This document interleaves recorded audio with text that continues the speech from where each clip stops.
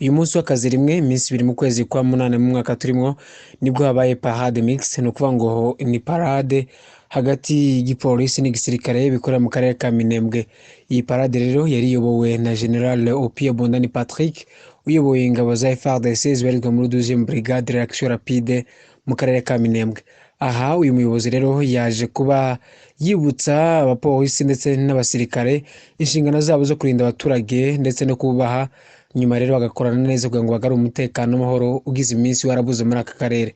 Gusa aya yongeye kandi kwamagana cyane abwira abasirikare bari kubatwika ibisambu by'abaturage, bakiba ibyo abaturage, bakanywa amayoga ku manywa bakora akazi, bagatangiye guhohotera abaturage ko atari byiza, ahubwo ari umwanya rero gucunga umutekano w'abaturage no kubana neza.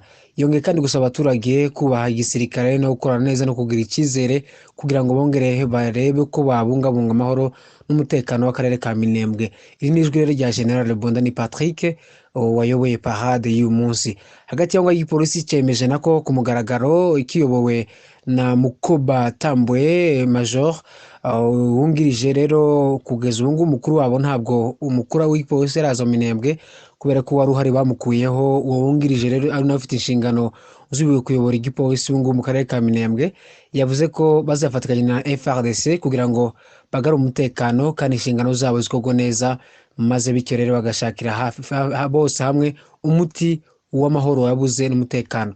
Mvuko rero General Bondani Patrick yaganiriye natwe maze rero ashikiza abanyamakuru ikiganiro.